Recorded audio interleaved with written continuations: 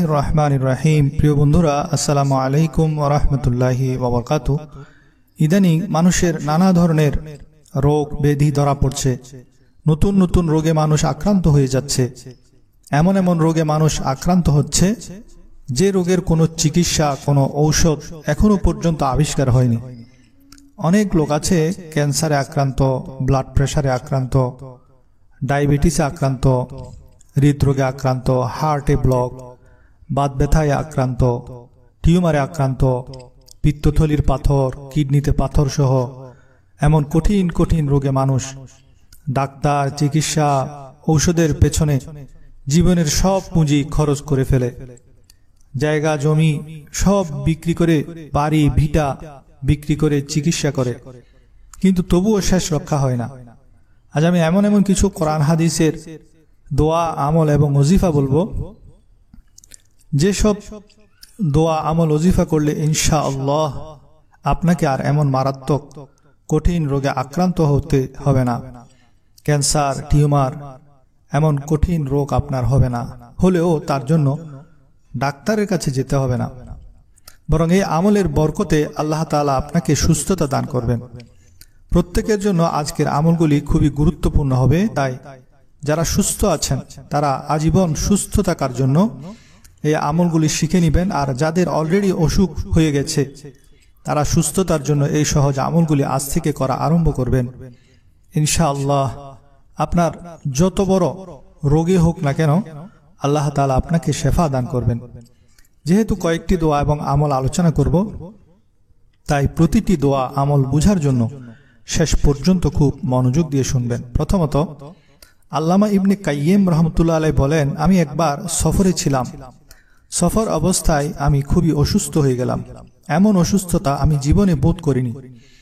অসুখের যন্ত্রণায় মনে হচ্ছিল আমি মরে যাব, কিন্তু হঠাৎ আমার সাহাবাই কিরামের আমল মনে পড়ল। সাহাবী এক সাপে কাটা লোককে শুধু সূরা ফাতিহা পড়ে ফুঁক দেওয়ার সাথে সাথে সুস্থ হয়ে গেল। তখন আমি পূর্ণ ইয়াকিনের সাথে সূরা ফাতিহা পড়া আরম্ভ করলাম। কয়েকবার পড়ার সাথে সাথে আমি সুস্থতা অনুভব করতে লাগলাম। আল্লাহ তাআলা ইরশাদ করেন, ওয়ানুনাজ্জিলু মিনাল কুরআনি মা হুয়া শিফাউ ওয়া রাহমাতুল লিল মুমিনিন ওয়া লা ইয়াজিদুজ জালিমিনা ইল্লা খাসারা। অর্থাৎ আমি কোরআনে এমন বিষয় নাজিল করি যা রোগের সুচিকিৎসা এবং মুমিনের জন্য রহমত, গুনাহগারদের তো এতে শুধু ক্ষতি বৃদ্ধি পায়। যেহেতু কোরআনকে আল্লাহ তাআলা শেফা হিসেবে নাজিল করেছেন, সেজন্য যে রোগী হোক এই কোরআনে আছে সেই রোগের শেফা। তবে সেজন্য গুনাহ মুক্ত হতে হবে। যেমন নামাজ ত্যাগ করা কবিরা গুনাহ। এখন আপনি যদি নামাজ না পড়েন আর সারাদিন কোরআন পড়েন, তাহলে আপনার সেই কোরআন পড়ার দ্বারা আপনি সুস্থতা লাভ করতে পারবেন না। তেমনি আপনি সুদ খান, ঘুষ খান, মানুষের উপর জুলুম করেন, আর যখন অসুস্থ হয়ে যান তখন বেশি বেশি কোরআন পড়েন, দোয়া করেন, কিংবা হুজুর এনে কোরআন খতম করান, সে কোরআন খতমের পানি পান করেন, তাহলে আপনার সেই আমল কোনো কাজে আসবে না। কারণ আল্লাহ তাআলা বলে দিয়েছেন, ওয়া ইয়াজিদুজ জালিমিনা ইল্লা খাসারা ওয়া লা ইয়াজিদুজ জালিমিনা ইল্লা খাসারা। অর্থাৎ গুনাহগারদের তো এতে শুধু ক্ষতি বৃদ্ধি পায়। তো শেফার জন্য এই উসুল সমূহ কখনো ভুলবেন না। প্রথম উসুল হলো পূর্ণ বিশ্বাস হাসিল করতে হবে যে আমি যদি দুনিয়ার সকল ডাক্তারকে একত্র করি, দুনিয়ার সবচেয়ে দামি চিকিৎসা পদ্ধতি গ্রহণ করি না কেন, শেফা দেওয়ার মালিক হলেন আল্লাহ। যতক্ষণ এই বিশ্বাস হবে না, ইয়াকিন হবে না, ততক্ষণ কোনো কাজ হবে না। যেমন বুখারী শরীফের 5675 নং হাদিস হযরত আয়েশা সিদ্দিকা রাদিয়াল্লাহু তাআলা আনহা থেকে বর্ণিত যে রাসূল করিম সাল্লাল্লাহু আলাইহি ওয়াসাল্লামের নিয়ম ছিল, তিনি যখন কোনো রোগীর কাছে আসতেন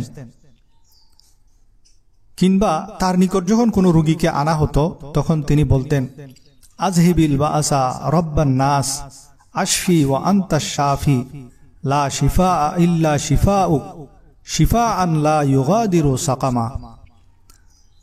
আযহিবিল বাআসা রাব্বান নাস আশফি ওয়া আনতা শাফি লা শিফা ইল্লা শিফাউক শিফাআন লা ইউগাদিরু সাকামা। এই দোয়ার অর্থের দিকে যদি লক্ষ্য করেন, তাহলে প্রিয় নবী শেফার ব্যাপারে দোয়ার মধ্যে কি শিক্ষা দিয়েছেন তা পরিষ্কার বোঝা যায়। আর তা হলো শেফা দান করার মালিক হলেন আল্লাহ। দোয়াটির অর্থ হলো কষ্ট দূর করে দাও হে মানুষের রব। শেফা দান করো, তুমি একমাত্র শেফা দানকারী, তোমার শেফা ব্যতীত অন্য কোনো শেফা নাই। এমন শেফা দান করো যা সামান্য রোগকেও অবশিষ্ট না রাখে। এ হাদিস থেকে এটাও শিক্ষণীয় যে কোনো রোগ হয় তখন প্রথমে কোনো আলেমের কাছে যাবেন, আলেম সাহেব এই দোয়াটি পড়ে দোয়া করবেন, যেই দোয়া নবীজি করতেন। যেমন হাদিসে দেখা যায়, বলা হচ্ছে যখনই নবীজির কাছে কোনো রোগাক্রান্ত লোক আসত, এতে বোঝা যায় সাহাবাগণ অসুস্থ হলে নবীজির কাছে আসতেন আর নবীজি এই দোয়াটি করতেন।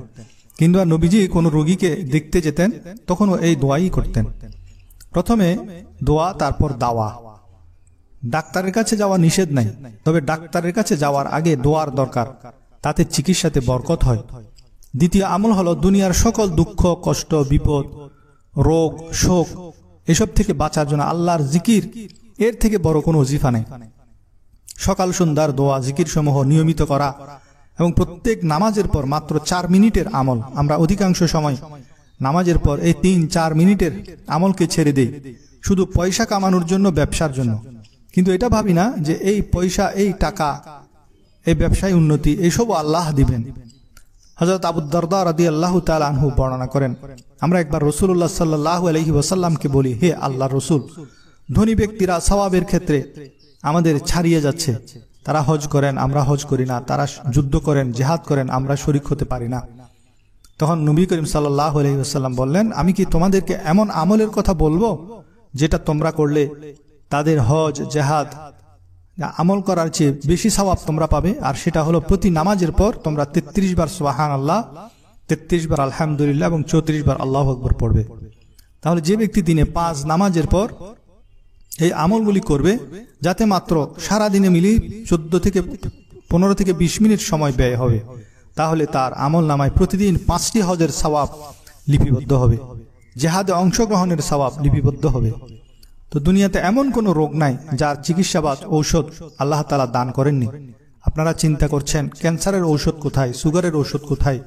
একটি হাদিস শুনুন। রাসূল আকরাম সাল্লাল্লাহু আলাইহি ওয়াসাল্লাম ইরশাদ করেছেন, সুনানে আবু দাউদের 3855 নং হাদিস, আন ওসামা ইবনে শরীক قال آتيت النبي صلى الله عليه وسلم وأصحابه كأنما على رؤوسهم إلى آخر الحديث। অর্থাৎ ওসামা ইবনু শরীক রাদিয়াল্লাহু সূত্রে বর্ণিত, তিনি বলেন, আমি নবী করিম সাল্লাল্লাহু আলাইহি ওয়াসাল্লামের নিকট এসে দেখলাম তার সাহাবীদের মাথার উপর যেন পাখি বসে আছে, অর্থাৎ পরিবেশটা অত্যন্ত শান্ত পরিবেশ বিরাজ করছে। আমি সালাম দিয়ে বসলাম।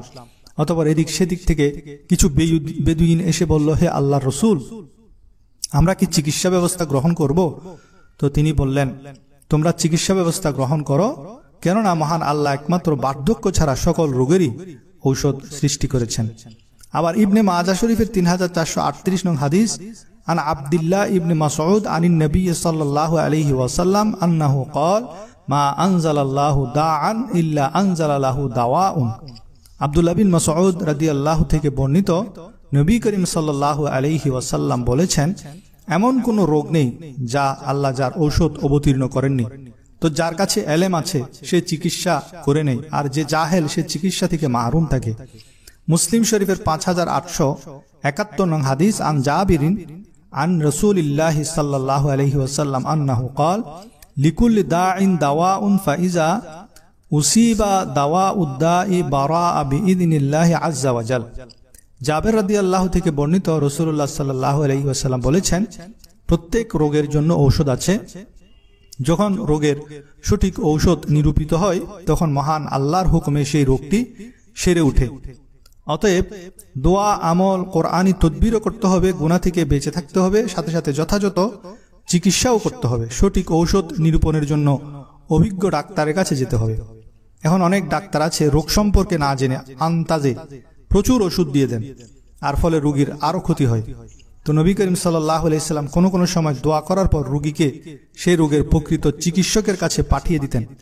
যেমন আবু দাউদ শরীফের 3875 নং হাদিস, আন সাআদ ক্বালা মারিদতু মারাদান আতানি রাসূলুল্লাহ সাল্লাল্লাহু আলাইহি ওয়াসাল্লাম ইলা আখিরিল হাদিস। সাদ রাদিয়াল্লাহু সূত্রে বর্ণিত, তিনি বলেন, আমি অসুস্থ হলে রাসূলুল্লাহ সাল্লাল্লাহু আলাইহি ওয়াসাল্লাম আমাকে দেখতে আসলেন এবং আমার বুকে তার হাত রাখলেন আমি আমার হৃদয়ে তার হাতের শীতলতা অনুভব করলাম। অতঃপর তিনি বললেন, তুমি হৃদরোগী, তুমি সাকিফ গোত্রের হারিস ইবনে কালাদার নিকট যাও, কারণ সে এসব রোগের চিকিৎসা করে। সে যেন মদিনার আজোয়া খেজুর থেকে 60টি খেজুর নিয়ে বিচি সহ চূর্ণ করে সেগুলো তোমার মুখে ঢেলে দেয়। দেখুন, নবীজির জন্য নবীজি অন্য একজনের নিকট হৃদরোগীকে পাঠালেন এবং নিজের সেই রোগের জ্ঞানের কথাও বলে দিলেন। আর হৃদরোগের জন্য 60টি আজোয়া খেজুর বিচি সহ চূর্ণ করে সেগুলো মুখে দেওয়ার পরামর্শ দিলেন। তো এসব হাদিস থেকে চিকিৎসা গ্রহণ, মেডিসিন গ্রহণ করার পক্ষে নবী পরামর্শ যেমন পাওয়া যায়, সাথে সাথে দাওয়ার আগে অর্থাৎ ঔষধ গ্রহণের আগে দোয়ার গুরুত্ব এবং সুস্থতার জন্য গুণামুক্ত হওয়া এবং আকীদা বিশুদ্ধ হওয়া জরুরি। আর আকীদা হতে হবে শেফা দানের মালিক একমাত্র আল্লাহ। আরেক হাদিসে আছে সদকা দিয়ে চিকিৎসা করো, যেমন আবু উমামা রাদিয়াল্লাহু কর্তৃক বর্ণিত। আল্লাহ রাসূল সাল্লাল্লাহু আলাইহি ওয়াসাল্লাম বলেন, তোমরা তোমাদের রোগীদেরকে চিকিৎসা সদকা দ্বারা করো। আবার রোগের উপর সবর করাতেও পুরস্কার আছে, যেমন বুখারী শরীফের 5662 নং হাদিস আতা ইবনে আবি রবাহ রাহমাতুল্লাহ আলাইহি হতে বর্ণিত। তিনি বলেন, একদা ইবনে আব্বাস রাদিয়াল্লাহু আমাকে বললেন, আমি কি তোমাকে একটি জান্নাতি মহিলা দেখাবো না? আমি বললাম, হ্যাঁ। তিনি বললেন, এই কালো মহিলাটি নবী করিম সাল্লাল্লাহু আলাইহি ওয়াসাল্লামের নিকট এসে বলল যে আমার মৃগী রোগ আছে, আর সে কারণে আমার দেহ থেকে কাপড় সরে যায়। অর্থাৎ ওই রোগটা যখন উঠে তখন আমার শরীরের কাপড় সরে যায়, তখন তো হোঁশ থাকে না। তো সুতরাং আপনি আমার জন্য দোয়া করুন। তো নবী করিম সাল্লাল্লাহু আলাইহি ওয়াসাল্লাম তাকে বললেন, তুমি যদি চাও তাহলে সবর করো, এর বিনিময়ে তোমার জন্য জান্নাত রয়েছে। আর যদি চাও তাহলে আমি তোমার জন্য ওই রোগ নিরাময়ের জন্য আল্লাহর নিকট দোয়া করব। তো ওই মহিলাটি বলল, আমি সবর করব। অতঃপর সে বলল, তবে রোগ ওঠার সময় আমার দেহ থেকে যে কাপড় সরে যায়, সুতরাং আপনি আল্লাহর কাছে দোয়া করুন যেন আমার দেহ থেকে কাপড় সরে না যায়। বলে নবী করিম সাল্লাল্লাহু আলাইহি ওয়াসাল্লাম তার জন্য তার দেহ থেকে যাতে ওই রোগ উঠার কালীন সময় মৃগী রোগের সময় যাতে কাপড় সরে না যায় সেজন্য দোয়া করলেন। তো আল্লাহ তাআলা চাইলে চিকিৎসার মাধ্যমে শেফা দিতে পারেন, তিনি চাইলে বিনা চিকিৎসায়ও শেফা দিতে পারেন। যিনি হযরত আইয়ুব আলাইহিস সালাতু ওয়াস সালামের মতো নবীকে 18 বছর পর্যন্ত অসুস্থ থাকার পর সুস্থতা দান করতে পারেন, তিনি আমাদেরকে এই স্বল্প সময়ের রোগকে অবশ্যই সুস্থতা দান করতে পারেন। একটি ঘটনা বলে শেষ করব। এক মহিলার ক্যান্সারের শেষ পর্যায়ে চলে গেল। সেই মহিলাকে ডাক্তার বলে দিল, আপনার শেষ সময় চলছে। সেটা শুনে মহিলা ওমরা করতে চলে গেল।